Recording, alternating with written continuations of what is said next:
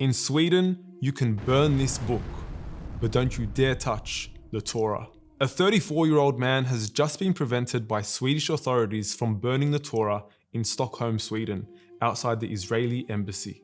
Now, the man in question has made it very clear that he's not in favor of burning any scripture, and he's only proposing to burn the book to spark a debate.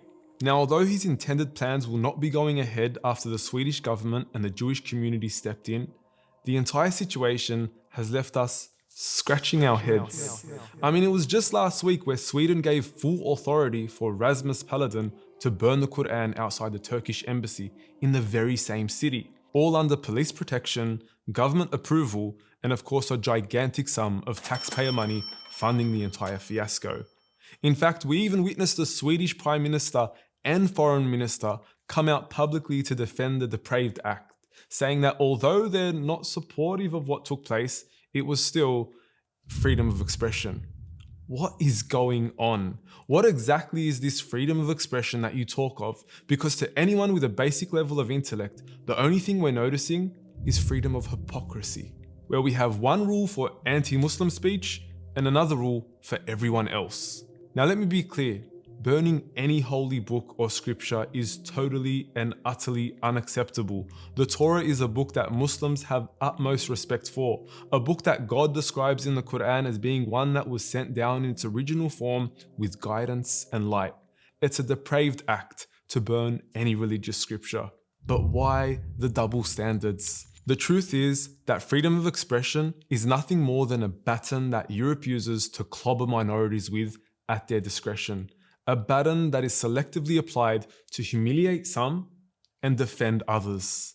These same European countries that sanctify freedom of expression as though it's a pillar of Iman or faith are guilty of penalizing certain forms of speech themselves. According to Swedish law, insulting the king could land you in prison for 2 years. In France, insulting the flag, 6 months in prison.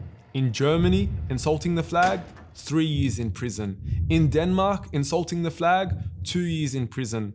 Even questioning the Holocaust in France could land you with 1 year in prison. It's hypocrisy in its finest form. You either believe in freedom of speech or you don't. You can't selectively apply it whenever it goes in your favor.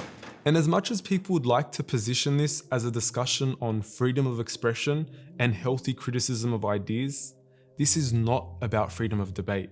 It's about the freedom to incite hate.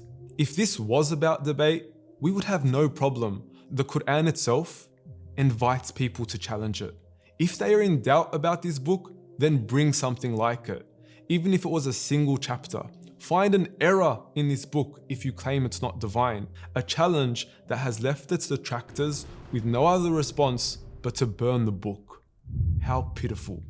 My honest advice is to stop burning and start learning.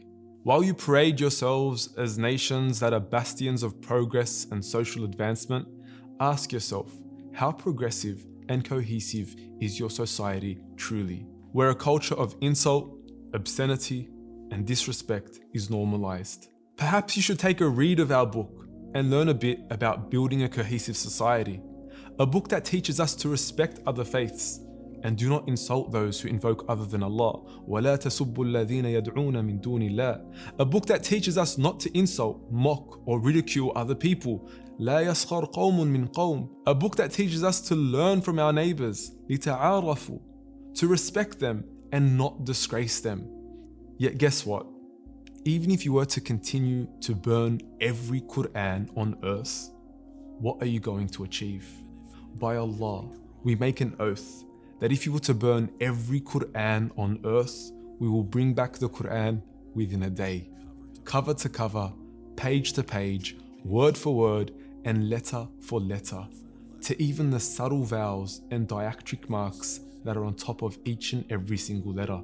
We have 12-year-old boys and girls that will gladly recite the Quran back to you by memory. You cannot burn that which is preserved within our hearts, that which was sent down to hearts to be preserved within the hearts. So tell me again, what on earth will you achieve?